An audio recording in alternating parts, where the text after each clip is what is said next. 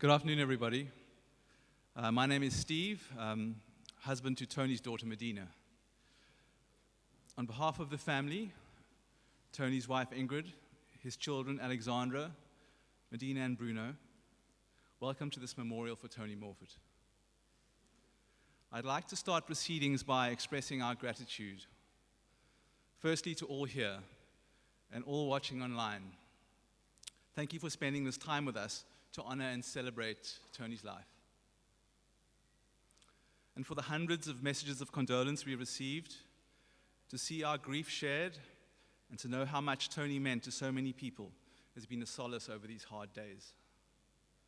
Our thanks to John Higgins for his meticulous and moving obituary that shone a bright light on the high regard with which Tony was held by his family, his friends, and his peers, and on the significant contribution that Tony made in the fight for a democratic South Africa.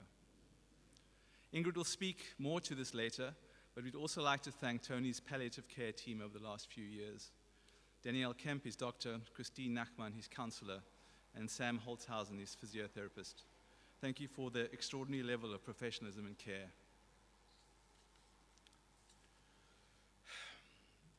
And to Ingrid,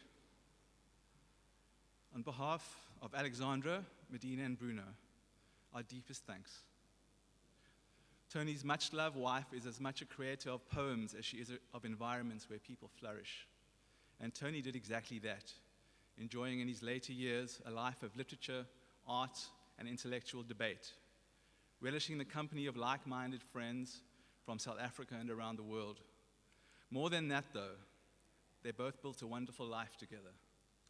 A relationship of love, mutual respect, and admiration that, as Tony's family, was both heartwarming and reassuring for us to witness. Ingrid has our most profound gratitude for her care of Tony over the last 4 years. During his illness, she worked tirelessly and selflessly in her efforts to make him as comfortable and happy as possible. And thank you, Ingrid, for honoring his wishes to remain at home. We appreciate and value the sacrifice that took. Our thanks too go to Ingrid's sister Hilary for the immense support she has been to Ingrid and Tony during his illness, and especially over recent days, both emotionally and for her considerable help in planning this memorial. I've no doubt Tony would regard this as the perfect place. It's on the way past his morning stroll for a cheeky cigarette, a warm and familiar space that would be applauded by his Yorkshire ancestors. And so a final thanks to Cafe Olympia owner Kevin McClarty for generously allowing us to use this beautiful space to remember and honor Tony. Before I introduce the people paying tribute to Tony, can I please remind you all that we must adhere to necessary health and legal requirements regarding COVID. If I could ask you to please wear your mask at all times. The speakers today may of course remove theirs at the dais. And please observe all social distancing protocols when seated. Families who live together may of course sit closer.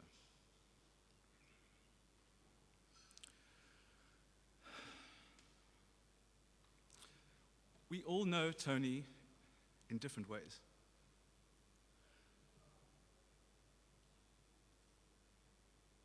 I was 20 when I met him. For me, he was a powerful father figure, my example of how to be a man in the world.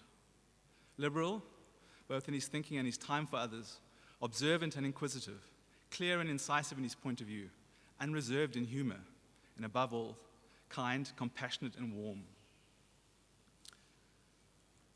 That said, he wasn't all that warm to me when I first met Medina, but I've come to see the effectiveness of that strategy with our own daughter. For Medina and I, Tony was a wonderful grandfather to Holly. From trips in the pram to Tamberskloof Farm, and later, their weekly lunch date at Maria's, where Tony had a standing order for calamari and a bit of chili on the side, and a glass of Sauvignon Blanc. Holly could say Sauvignon Blanc from an unusually early age. Tony was a fundamental part of her life growing up and played a significant role in shaping the young woman we're so proud of. Someone who Tony was immensely proud of is his son, Bruno.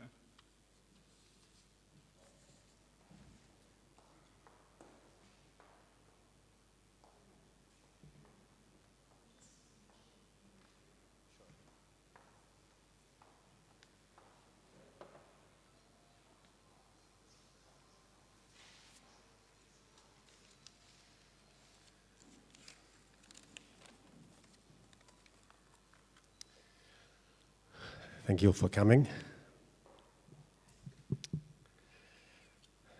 My father was not a man easily defined. He was something singular to each one of us, a unique and precious presence for anyone and everyone that held him dear. He was the unhappy product of that most brutal of institutions, the private boys' school, a system that crushed individual spirit in favor of hierarchy. As a survival response, he developed a seditious wit and sought the company of co-conspirators who shared his angled take on the world. Some of these later became friends that would form an endless procession through our Durban home, our front sitting room, the scene of vigorous engagements, punctuated by raucous laughter as conversations raged into the night. My sister and I began to work out there was something unique about our dad that kept these people coming back. Of course, we knew how special he was, from the magic that he could produce for us out of nothing. A story that he'd read to us before bedtime in his gentle voice, a creature that would emerge from the palm of his hand to eat our leftovers, or a trip to the sea where he'd bounce us around in the warm Durban waves and braai sausages on the beach. When he shone his light on you, the whole world ceased to matter. But we also knew we had to share him. We saw how earnestly and generously he engaged everyone that visited. One day, a writer, the next an old friend, the following week a student. Some weekends he would sit on our back steps with his tobacco, sharing it with an old hawker named Kechla, speaking for hours in fluent Zulu. He was all things to all people, with an endless curiosity for their stories. He was interested in individuals and in the elements that made up their lives. It was the details with which he concerned himself, the frameworks that underpinned the whole. In the same way that he knew exactly how each piece of a tractor engine made it run, so he found the meaning in things through an appreciation of their component parts. The trumpet solo that was the crux of a jazz record, the perspectival investigation at the center of a fresco, and the specific sentence that was the key to an essay. People didn't go to Tony for answers. They came for the questions, always posed with genuine curiosity and deep empathy, an increasing rarity in this dull age. He was able to catalyze the work of a formidable array of writers, artists, poets, and thinkers by simply asking the right things. His curiosity rubbed off on me, and I was taught to look past the mainstream and find fulfillment amongst the undercurrents. My horizons expanded as he took me to strange and wonderful films, played obscure jazz records, and showed me the beauty in simple pleasures. My own discoveries would sometimes be met with disapproval, but always with avid interest. He didn't particularly enjoy the onslaught of electronic dance music that emerged from my bedroom from the late 1980s onward, but was endlessly curious about its subculture. Once triumphantly returning from a business trip in Johannesburg with a stack of hip-hop records he'd secured for me in the wilds of Louis Botha Avenue. At a certain point, life in our family unit became untenable, and the questions I had been taught to ask began to set us apart. He was pursuing an outward journey. I struggled to reconcile, but when we eventually found our way back to one another, I marveled at how wide his circle had grown. Friends and contacts were spread across the world, thanks to that undying curiosity that found a partner in Ingrid's wanderlust. Characteristically, he would complain ahead of each trip about the discomfort of modern travel, but never regretted it once he returned. At some point, he found himself troubled that he had produced no great single work, something to leave as a legacy. And in the latter years of his life, hastened by declining health, he began another journey. This time it was inward. At the suggestion of my sister Alexandra, he set to work on a manuscript about his childhood, passing it between his children for us to read and learn about his upbringing. It was a revelation on many levels. On the back of this, and perhaps spurred on by it, he initiated processes for all three of us that saw him lay out the component elements of our relationships with him. Carefully comparing individual recollections and piecing them all together with the same skill and empathy that he had employed throughout his life on others' work. It was his final gift to us, the exploration into all that made us who we were to him and to ourselves. Over the last years of his life, I began to visit more frequently. The two of us would sit together in his house in Cork Bay, exchanging tough questions and long, substantive answers that examined who we were, both as men and as father and son. As I faced a breakdown in the wake of my mother's death, he helped me relocate myself in a world I felt increasingly alienated by and rediscover my own purpose. Even as his health started to decline to the point that made robust engagement difficult, he would welcome me and try his best to keep to the levels of communication we had established. His health and care closely and lovingly supervised by Ingrid. On my last visit, he had drifted off to sleep under the medication he had been given to control his discomfort, and our communication could no longer be verbal. After a year of not being able to touch him, I took my opportunity to climb onto the bed next to him and lie with my head on his shoulder, enjoying the close contact I'd been forbidden for so long. I left, not wanting to wake him, but it was to be the last time I saw him, and he passed the very next day. I struggled with the thought that we had parted without words, but over the time that followed, the magnitude of his gift became apparent. Nothing had been said that day. It had all, of course, been said already. And what more could a child ask for beyond there being nothing left unsaid?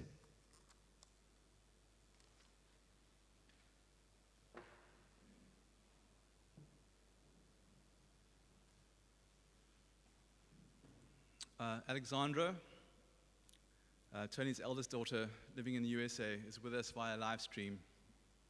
She remembers her father's life, and her words will be read by Karen Press.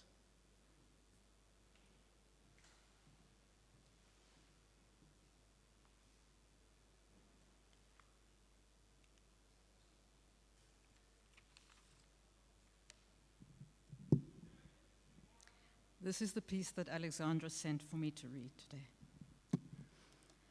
I feel so lucky. When Tony and I said goodbye in person almost 3 years ago now, the agony of separation was intense, but it was nothing new to us. We had been practicing these wrenching partings for more than 50 years. This one was different. We said big, powerful things to each other. I came away feeling so sad, but also so lucky. Not everyone gets to have such a clear exchange of love and gratitude for a lifelong relationship. To be honest, the opening hand I was dealt did not look auspicious, the unplanned child of an unmarried teen, not yet ready to sustain a family. But what followed was an unfolding of family like no other. Decade after decade, one remarkable person after another joined in the Tony Morphet conversation of life and ideas. So many people say, as I do, he was a father to me. He gave me a life with his parents, Billy and Mary, on the farm in Kokstad, where he was born. He gave me up into the care of my mother, Catherine. He gave me precious siblings, Medina and Bruno. He gave me my Yorkshire cousins. He gave me Fiona, who taught me to sew. So many meetings with remarkable people, and I mention only a few of the many that I remember, those who have gone before. Alan Payton, Jonathan Payton, Douglas Livingston, Gus Ferguson, Rick Turner, Michael Newpin, Rex Wilson, Bruce Arnott. And he gave me Ingrid, who opened out the last third of Tony's life and brought him into a whole new family, the kind of family that he had never had. He was a father to me, but not an ordinary father, because we hardly ever saw each other under ordinary conditions. We settled for the extraordinary, a capacity for intense, sparring, psychological delving, huge opining and lacerating takedowns. Back in the day, we exchanged piles of meaty letters. My heart would leap each time I saw my name written in his beautiful handwriting on the airmail envelope. And there were the travel adventures, many times to the bush, to the Durham River, to Northern Ireland, Nantucket, the California redwoods, the Western Isles of Scotland. A moment on the Mull of Oi is my Tony go-to touchstone. We were a bit lost, very weary, cold and depressed, tromping around the blasted headlands of the giant piece of wet peat that is the Mull of Oi on the island of Isla. Bruno was only 5 years old, Medina 8. We had not enjoyed seeing a dead cow washed up on a beach, nor a lone dying sheep quivering its last atop the moors. It had been a truly miserable and misguided family outing, and as we trudged on looking for the right path, Tony suddenly stumbled inelegantly and fell forward into a hollow. But just as suddenly, he bounded up onto his feet and, in superhero mode, fist-pumped the air and shouted, "What a recovery!" Although I teased him mercilessly that he should display such hubris, claiming victory from the jaws of falling flat on his face, we all needed that. We needed that superhero energy to carry us home.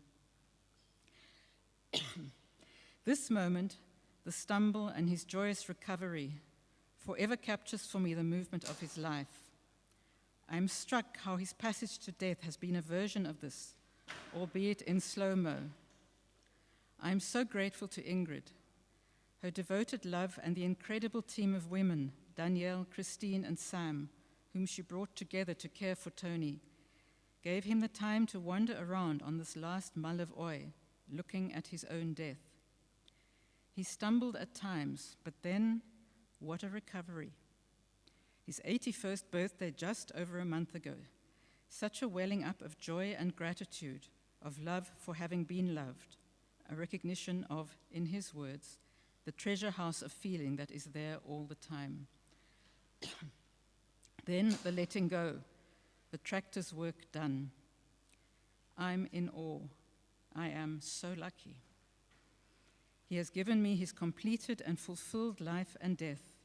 He is now, and until the day I die, my spirit guide, a father figure, my father.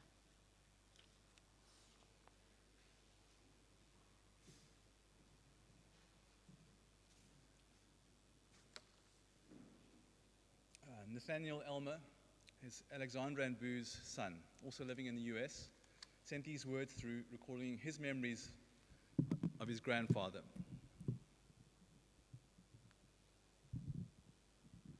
He's asked me to read them. As a child in Indiana, most of my classmates' grandparents lived down the block, and often in the same house. While not unusual for most families around the globe, it certainly was odd to me. I felt like I had some sort of surprising and rare trump card for those silly first grade, let's meet your family writing assignments. His name is Tony, and he lives in Africa, which is far away, and yes, I have visited him.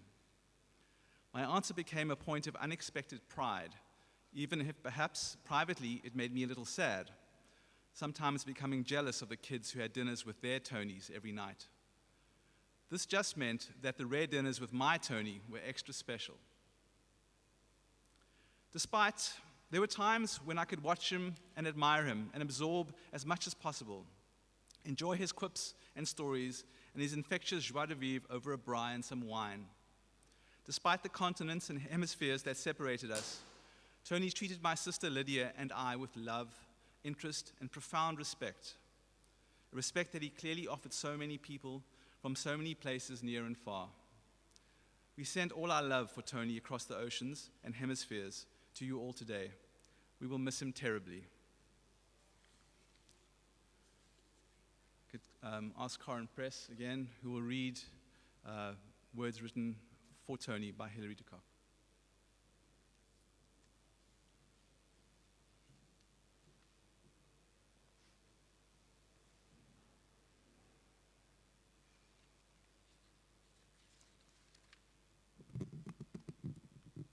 Before I read Hilary's words, I'm going to read 3 short messages that were sent from the Canada contingent, from Kenneth, Carolyn, and Daniel. Oh, sorry. I'm not a disc jockey. Help. Short person. Thank you. Yeah, that's fine. Thank you. These from Kenneth, this message.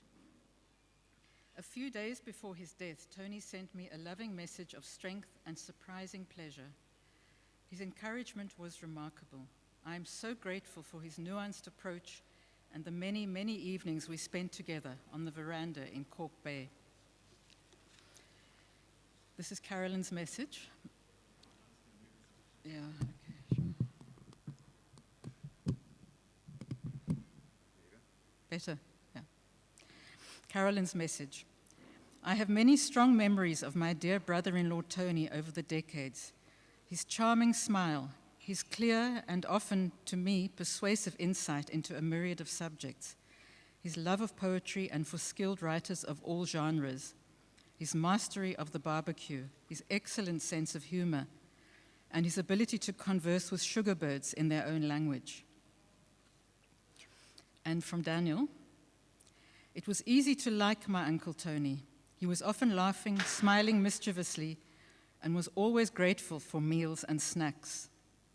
He very gently instructed me on how to apply salt to the snails in his garden. His kindness was quiet and playful. He was a child's ideal uncle. He was a delightful man and will be deeply missed. You happy for me to do this? These are Hillary's words for Tony. Tony loved farms, the bush, and in particular birding, and he was a birding man decades before birding became a fashionable hobby and a competitive sport. In this, he was the way he was with everything, deferential, respectful, taking the time to understand fully before venturing his thoughts. He birded for the pure pleasure of it, with true fascination and wonder. He was as entranced by the sighting of a rarity as he was by observing the habits of doves and robins in the garden. His enthusiasm was so infectious that any experience with him became particularly noteworthy and precious. Through him, my bird list grew, but the most valuable thing he taught me was how to be with birds, and through that, a way of being with the world. Quiet, patient, alert, receptive and curious. Listening, calling the birds out with little chirps and whistles, observing every minute detail. Taking nothing for granted and paying as much attention to the commonplace as to the rare. Taking the time afterwards to apply a disciplined, scholarly approach to understanding more, growing his knowledge, and then recalling and retelling the moment in lively and vivid detail.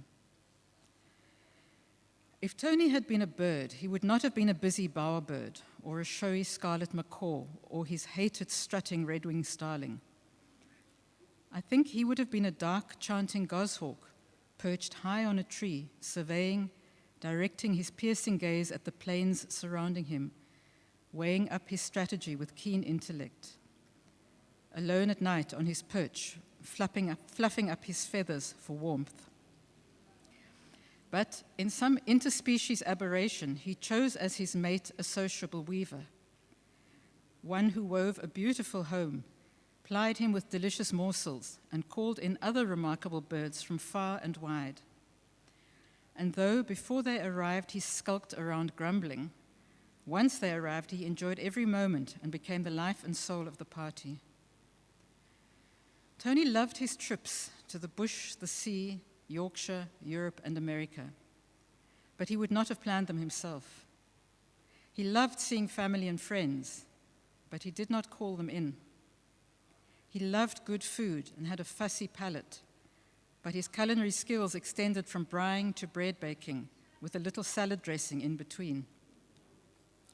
Ing created the home in which he thrived, where he was relaxed and warm and could be the gracious host at the table he had not set. Though he was a humorous storyteller, he was never all sweetness and light, and years of illness were additionally depleting and depressing. With Ingrid's attentive care and encouragement and organization of every form of support, his last few years continued to be rich with conversation, debate, and moments of celebration. My mother adored him. In fact, he will be the one she points out in the family photograph, ignoring all the rest of us. Until recently, he was able to visit her, and on seeing him, she would miraculously transform into a far younger woman as he engaged her in conversation. When Tony listened, I felt totally heard. And even when chatting about the most mundane thing, I felt like I was sharing something of profound interest and worth. It wasn't just his probing questions or his encouraging exclamations that created that sense of being the center of complete, rapt attention. It was that he had a remarkable gift for creating a still space for you. He sat very still. He did not fidget. His eyes focused entirely on you, and that space opened up. I don't know anyone else who can do that. Tony had an expression for people who were successful, famous, or brilliant. He would say, she or he is big potatoes, usually deepening his voice to indicate deep respect. He would never, ever have applied that description to himself or accepted that he was. But he most definitely was big potatoes.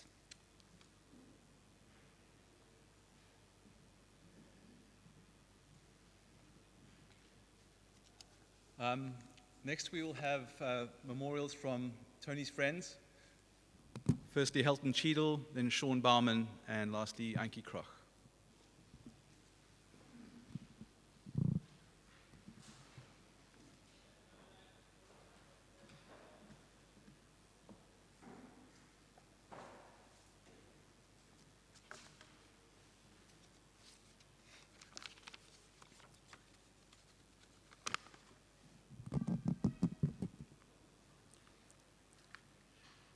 John Higgins, in his masterful obituary, makes the point that Tony's intellectual and professional life was decisively shifted and shaped by what happened in Durban in the late 1960s and mid-1970s. My role is to give you some sense of those times and Tony's place in them, and then a small reflection of my own and some of his friends over the last few years. Tony was one of a group of young lecturers at the University of Natal: Michael Newpin, Rick Turner, Mike Kirkwood, Eddie Webster, Alec Irwin, Dunbar Moody, in that period that in different ways formed part of what he described as the Durban moment, and an extraordinary moment and milieu it was. Steve Biko was in the medical school, leading a breakaway from NUSAS to form SASO. Rick Turner was writing The Eye of the Needle, and a close friend of Tony's. He inspired students to recognize the necessity for change, and then in their thousands go into the white community to bring home that message. A wages commission was established by a bunch of scruffy left-wing students, all influenced by these lecturers, which quickly led to their engagement in the formation and organization of black trade unions, and just as quickly to their banning and house arrest. But as we know, those organizations persisted. NUSAS was decisively changed. It changed its ideological year under the successive leadership of students, all from Durban, in the 1970s. But let Tony describe the moment. In the memorial lecture he delivered on Rick Turner in Durban, titled Brushing History Against the Grain, he said, "This was the moment between 1970 and 1974 when here at this university at least 4 major intellectual projects were being constructed. I think it neither nostalgic nor pretentious nor grandiose to speak of a Durban moment. There's plenty of popular anecdote which will bear this out, but consider the simple, formal evidence. Turner was at work on The Eye of the Needle. Steve Biko was in the process of formulating, and not only the intellectual core, but the political discourse of black consciousness.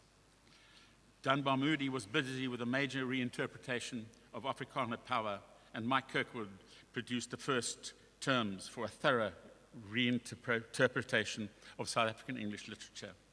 To mention only these inevitably misses the atmosphere of intellectual ferment and the countless details signaling a structural shift in the received intellectual patterns of the social world.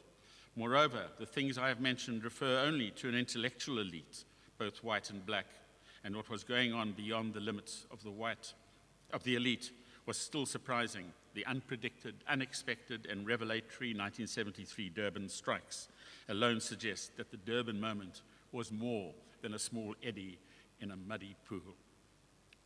But the firmament was not just political and philosophical. Mike Kirkwood and Tony co-edited a little literary magazine called Bolt from 1970.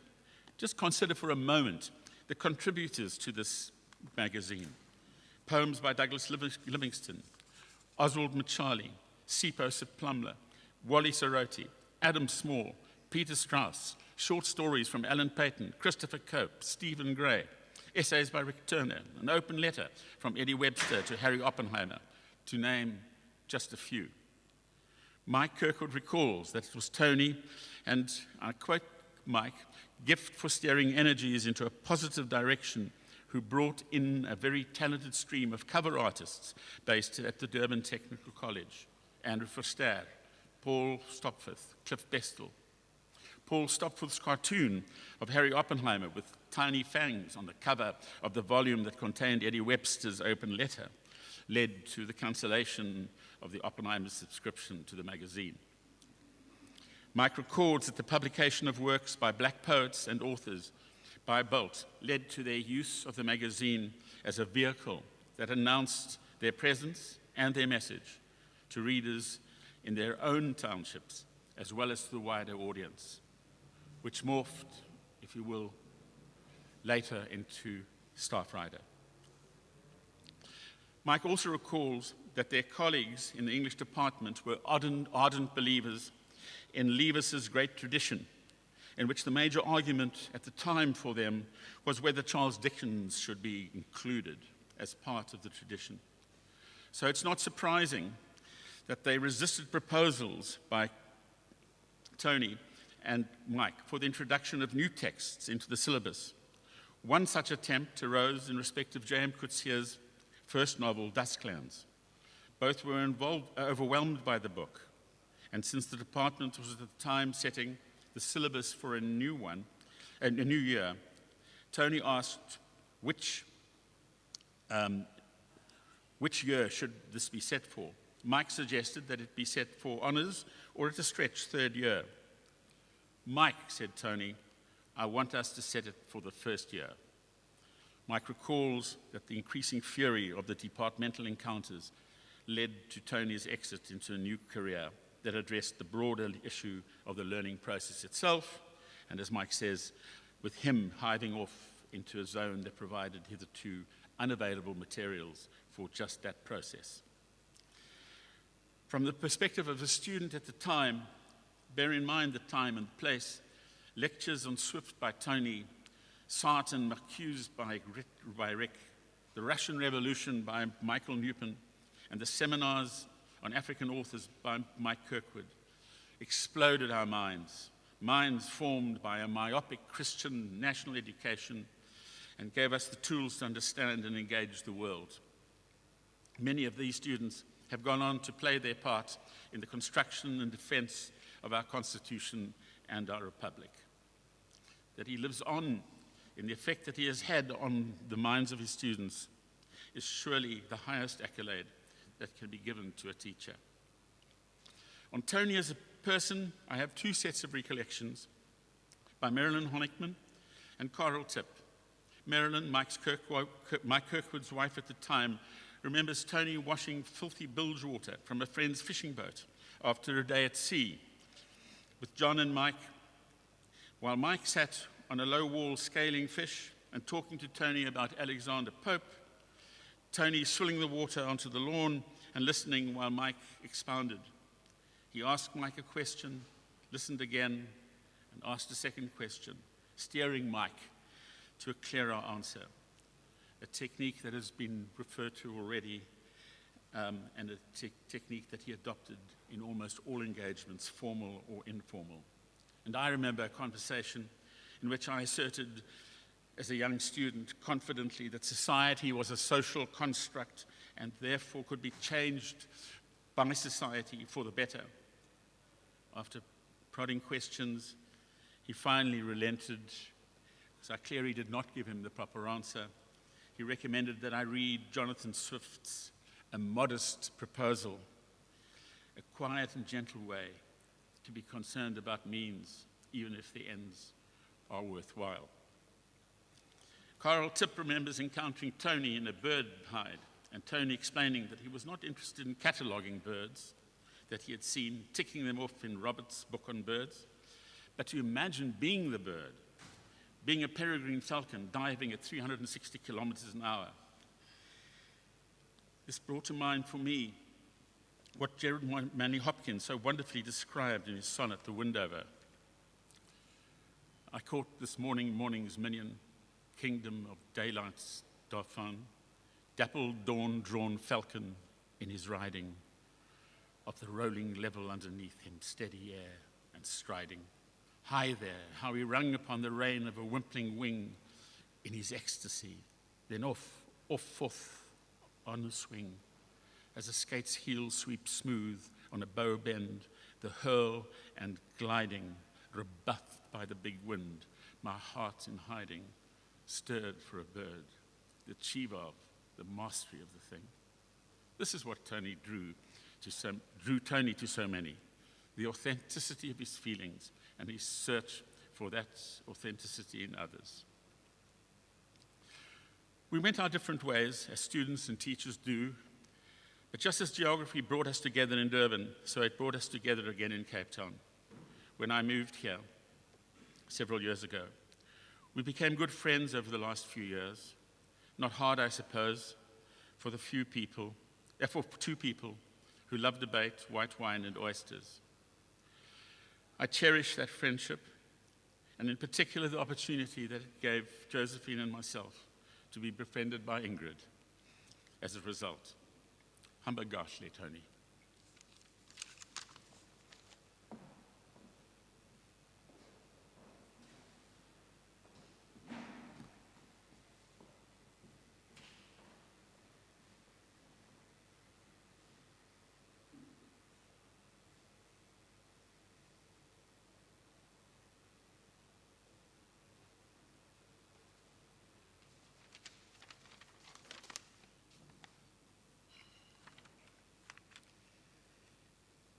Tony has been a very precious friend, and I'm going to miss him terribly.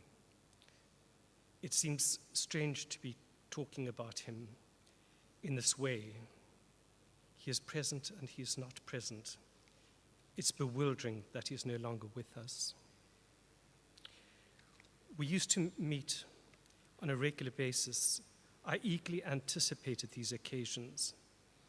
In our conversations, we ranged over a wide range of topics. Tony being always brilliant, curious, and fiercely independent and original in his thinking. But what I will remember most was the laughter. Tony cupping his hand over his mouth and slapping his thigh in delight or exasperation at whatever absurdity we might have been discussing. We made each other laugh. It was exhilarating to be with him.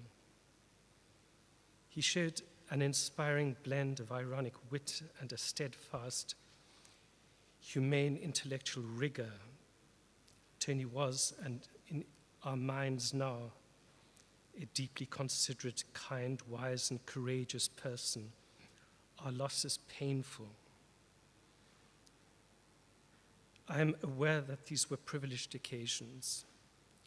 Tony could be at times irascible, but then how are we to face the predicament of our mortality with equanimity? Ingrid bore with enormous grace and fortitude the tasks of care towards the end. We are all deeply grateful that as he ailed, Tony was able to continue living and being cared for and eventually die in their beautiful home. With a view over the bay to the distant mountains, I hope it was peaceful. As Tony became increasingly frail, he spoke again and again of his wonder of Ingrid.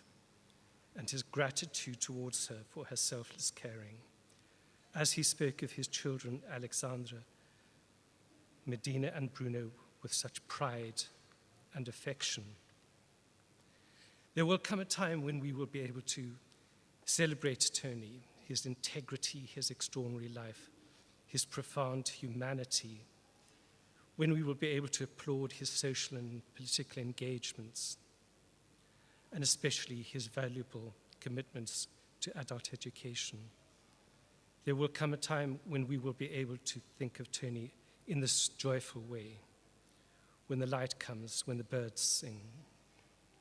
But now it is a difficult and dark and sad time, and the road is long. We wish Ingrid and Alexandra, Medina and Bruno strength in this journey. We are with you and with Tony in celebration of friendship and of his life. With love, rest in peace, my dear friend.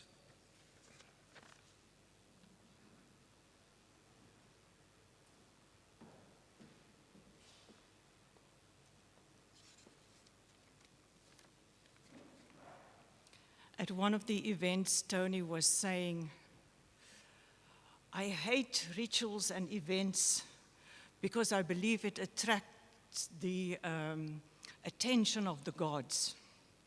So here we are, Tony, attracting the attention of the gods. This past week and a half, I find myself trying to fathom why it was that so many of us wanted to be loved and liked by Tony Morphet.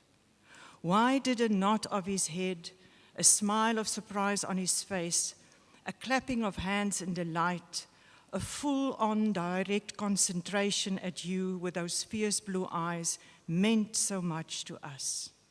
What kind of yardstick or final word did he represent? Here are 3 moments of exploration. 1, like many of you, I also picked up excited discussions by various ex-students on classes taught by Tony and how a particular text or phrase explained by him changed their lives forever. Being educated in English by Afrikaners, often of solemn wit and shallow grasp, I was deeply envious, jealous, and one day asked Tony and Ingrid whether we could meet once every 2 weeks and discuss a poem. We did, and those times were of indescribable magic. One of the poems Tony did was The Windover by Gerard Manley Hopkins. I was taught that same poem at Bloemfontein University. So for the discussion, I had my old textbook with all Prof. Victor Mostert's notes on my lap, neatly formulating how the bird as Christ was contrasted to us ordinary sinners. Tony took the poem in one ignited leap to break past the comfortable traditional religious interpretation to a sense of what we dare to know of utter freedom and utter beauty. And I'm going to read the same part. Underneath him, steady air, and striding high there, how he rung upon the rein of a wimpling wing in his ecstasy. My heart in hiding stirred for a bird, the achieve of, the mastery of the thing, brute beauty and valor and act. The fire that breaks from thee then, 1,000,000,000 times told lovelier, more dangerous, O my chevalier. His reading of the poems he chose, his precision of contextualizing them, and then the incredible opening up by loosening, prying, touching various thoughts and meanings captured and enhanced by imagery and the beauty of a word, brought one into a state of standing on a cliff with depths of unimagined thought and awarenesses. And then, as an extra gift, Ingrid would, to the pure delight of Tony, point out the mechanisms, the sounds the poet was using, and the two of them would become an unbelievable, enchanting flight, up and up in the wide sky of a poem, enabling me to soar for some moments on intensified airstreams. 2. When I was at an Institute of Advanced Studies in Berlin, Ingrid and Tony came to visit me. I was overwhelmed by a culture that in many ways linked more to my Afrikaner upbringing than English culture, and they were curious. Tony asked, "What are these various CDs lying around?" I played then for him one of the Rickert-Lieder by Gustav Mahler, sung by Janet Baker. It begins, "Ich bin der Welt abhanden gekommen," which means I lost track of the world. I'm lost to the world. But also carried that sense that one came into the world with cut-off hands. One cannot take hold or engage with the world because one is somehow clumsy without these basic worldly tools. This song was sung so movingly by Janet Baker that Sir John Barbaroli stipulated that she should sing it at his funeral. And that was the recording that I played for Tony. Ich bin der Welt abhanden gekommen. You have heard nothing of me for so long. You may well think that I am dead. For me, it is of no concern at all, for in truth, I want to be dead to the noise of the world. Ich bin gestorben. And Baker sings this word low and bereaved. Und ruh in einem stillen Gebiet. I rest in a quiet realm. Ich leb allein in meinem Himmel, in meinem Leben. And this is sung high and tender and in a way set free in this love. And then it concludes with a quiet finality. Ich lebe nur in meinem Lied. When the last morning phrase by the English horn was dying softly, I looked up and I saw tears welling from eyes that were frighteningly alive with grief and bliss. 3. I was told one morning by a bird watcher that when it was time to count birds, Tony was absolutely indispensable. He was one of those rare persons who, with compassionate intensity, could identify a bird obscured by leaves and shadows through his intimate knowledge of their body behavior, or identify a bird in sudden flight simply by its fleeting outline. And in a way, I think that was what Tony was for many of us, an intensifier of life, an identifier of truths that were obscured or in perilous flight. Words obeyed his call, have become the strength of his vigorous mind, so he could declench our souls through beauty's tightened bow, if I may distort Yeats. And that is why we loved him.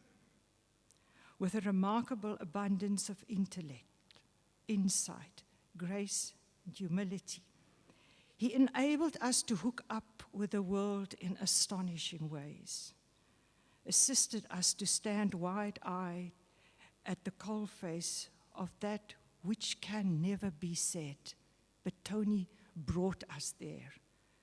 That was somehow always and always singing from the marrow bone.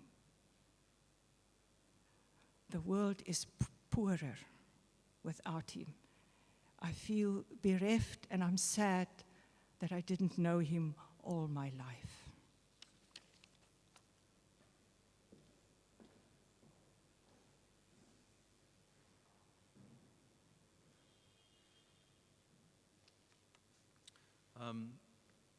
Appropriately, the last memorial today will be by Ingrid, Tony's wife.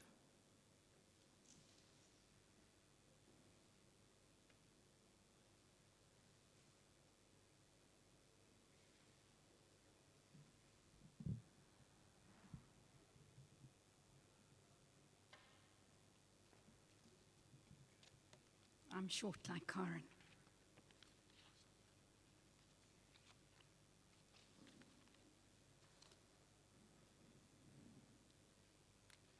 Thank you, Steve. Thank you to those of you here physically and to those of you present remotely. Thank you to everyone who spoke today so lovingly of Tony. To John Higgins for his memorable obituary about Tony, and to the many who've sent messages, as Steve mentioned, literally hundreds of them.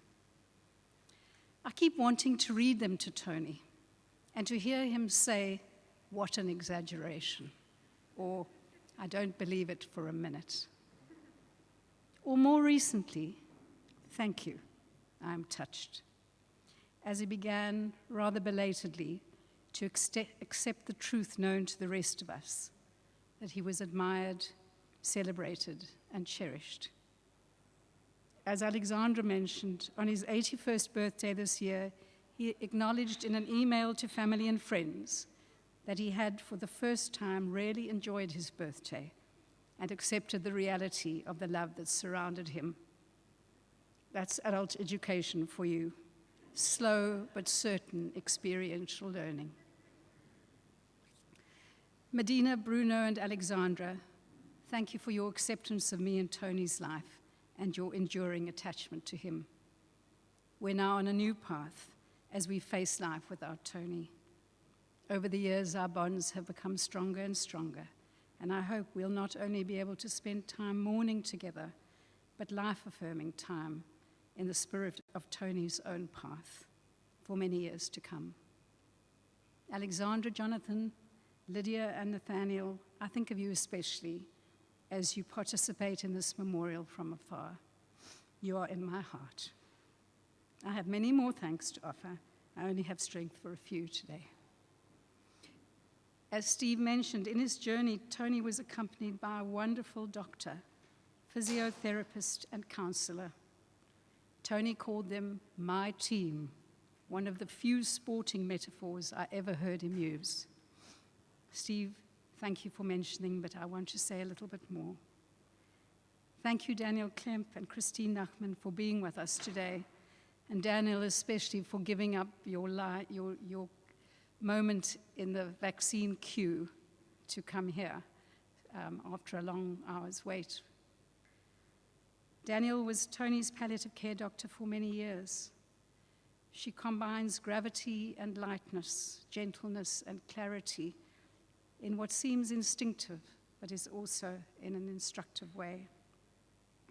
Her professional counsel and care was never abstract nor generalized, always personalized. It focused on Tony's particular character and needs, and a commitment to keeping his end as painless as possible gave him comfort, even inspiration. I honor you here, Danielle. Christine, also here, whom Tony at first wryly called my death counselor, became indeed not only his death counselor, but his life counselor, as together they reflected on the meaning of his life and life itself, in exchanges both bracing and consoling. Sometimes afterwards, he would tell me how they had revisited his personal history, attended to the imminent presence of things, shared the wonders and distractions of metaphor, and explored the gifts of silence, being, nature, and continuity. Thank you, Christine. Sam Holzhausen, who cannot be here as she is today working in a COVID ward, was his specialist lung physiotherapist. Over 3 years, she taught him the dynamics of breathing, encouraged him, teased him.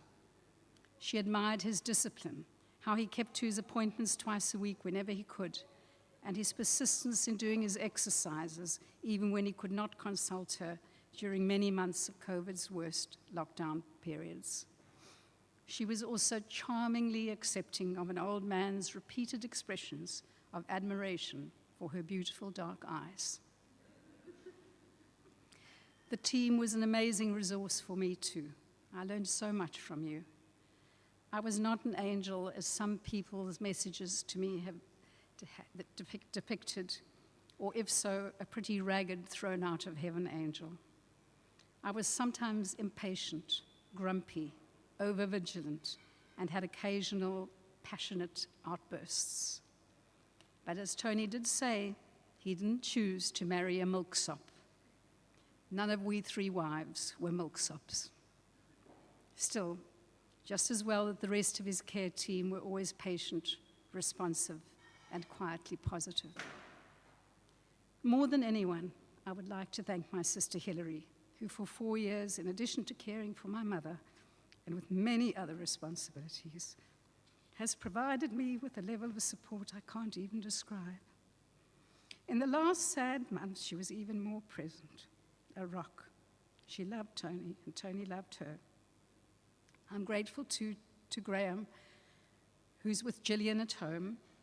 Thank you, Graham, for making trips possible to Madikwe in Yorkshire some years ago, and for your practical advice and concern over a long period.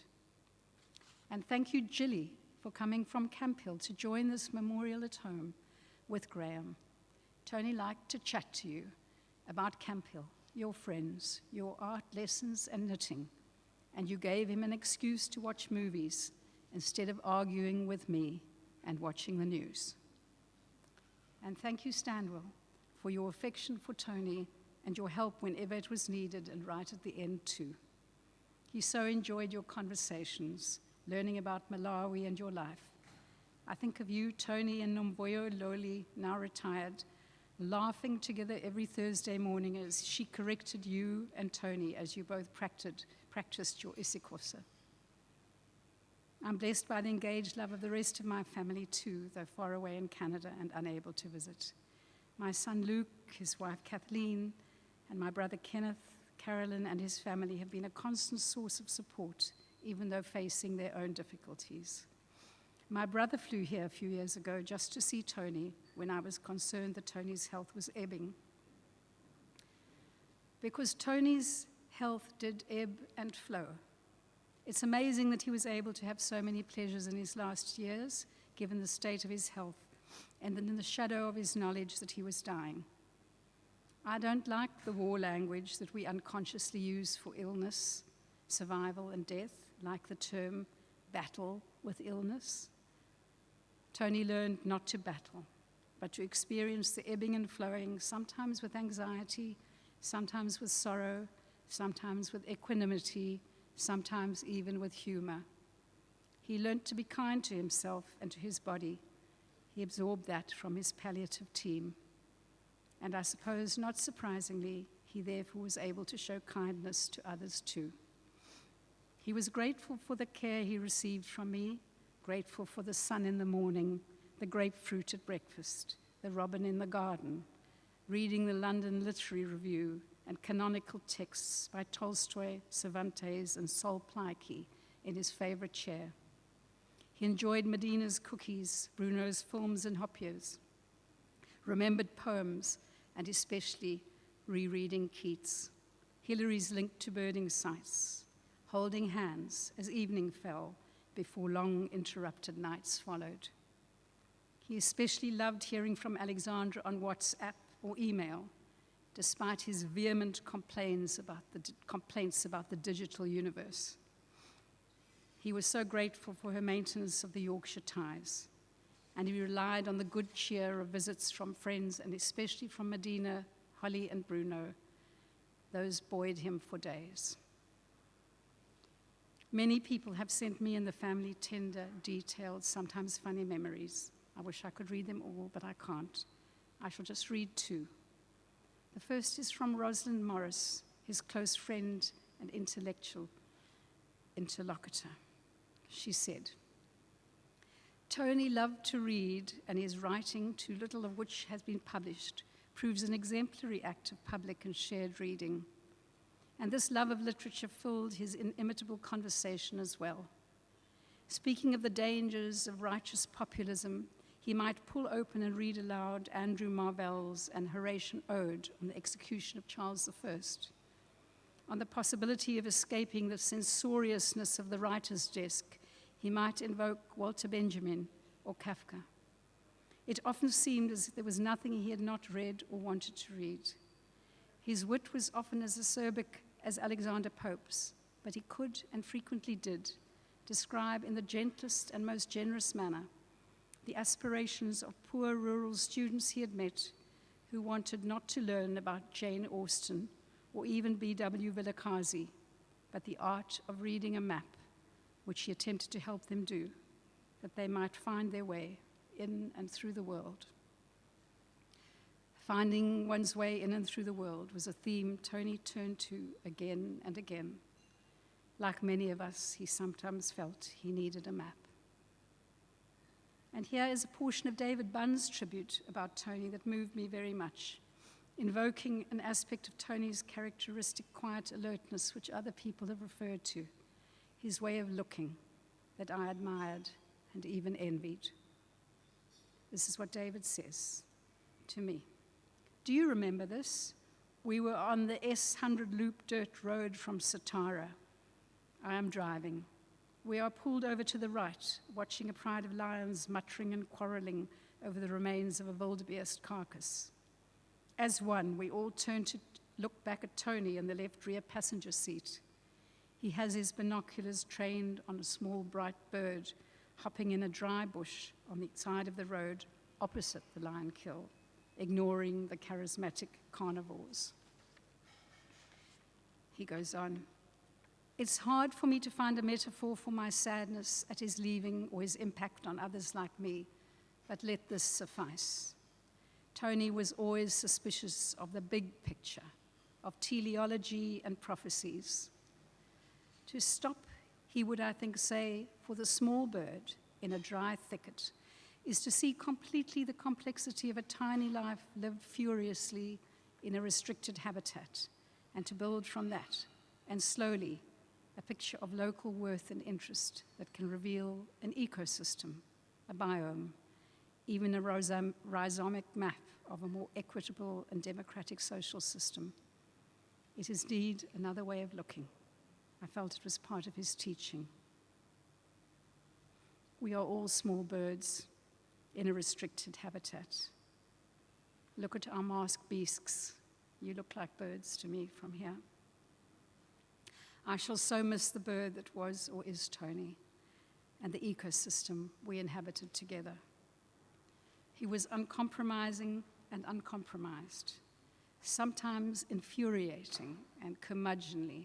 No one else has quite said that, but also tender, loyal, and modest, all at the same time. I loved him and cherished him. I'm aware there are people in this room and those participating from afar who've suffered from grief and trauma in the last years. I think of you, Nikki, in particular. And of course, many people in our country and elsewhere have lost beloved family members and friends during COVID and were unable to be with them at the last. Just as each person is unique, each experience of grief is unique, but a memorial is one way of sharing our communal response to loss. So thank you for sharing this. Tony went through a journey that we will all have to go through. He was accompanied as far as was possible and then was alone. But I don't think his journey is over. So while we accompany him now only in grief and in recognition of the tenuousness of life and the mystery of death, we also celebrate the lasting effects of his full, complex, and influential life. Tony loved the poem by Zbigniew Herbert printed on the program you have. He had it above his desk for 15 years. It is gnomic, austere, and elusive, perhaps like Tony, but speaks to Tony's understanding of the isness of natural objects, their resistance to our interpretive quest or attempts to own or use them. I won't read it aloud, but I will try to read two poems I wrote very recently. Last year, when I thought Tony might not live much longer, I began the two poems. I completed them in the last 10 days. After I've read them, I would like to ask you to sit quietly for a few minutes. The beautiful Bill Evans' Peace, Peace, chosen by Alexandra, will accompany us as we sit for a little while, and then Steve will tell you about the informal COVID-determined arrangements to follow. Those who pray might wish to pray. It is Eid today, so Eid Mubarak to those who are celebrating it. And it is May, Mary's month, as a friend reminded me a few days ago. Others may wish to meditate for a few minutes or reflect inwardly in a personal way on Tony and his extraordinary life as he joins not the legions, that other military metaphor, but the numinous choirs of the dead. The first poem is called Last Touch. It's a kind of chronology of our relationship, I think. At the beginning, formal glance, tentative touch. Words skimmed, pebbles over water. Murmuration of swallows, and always the skirmish of last evening thrush. Then the present grounded us, as it does. Voices loud, sometimes falling rocks, Dussie's sun running to the edge of Knuckle Cliff. Later, faithful enamel slowed things down, familiar painted rose and green leaf curl, patterned in an unchipped bowl. Then soft light beside our bed, me tracing your thin bones beneath shadows. Organic rust, the journey ahead. Now, as you leave, my palms press on the glass as children's do. I want yours to press from the other side. Last touch, last touch. And the last poem, Song. I closed the windows, drew the blinds, put 2 poems beside your bed. I could not summon your loved Cape Robin. He had long gone to bed. It might not seem to matter now, song once heard, words once read, but still, as vaulted darkness grows, songs do remain, and what's been said, said.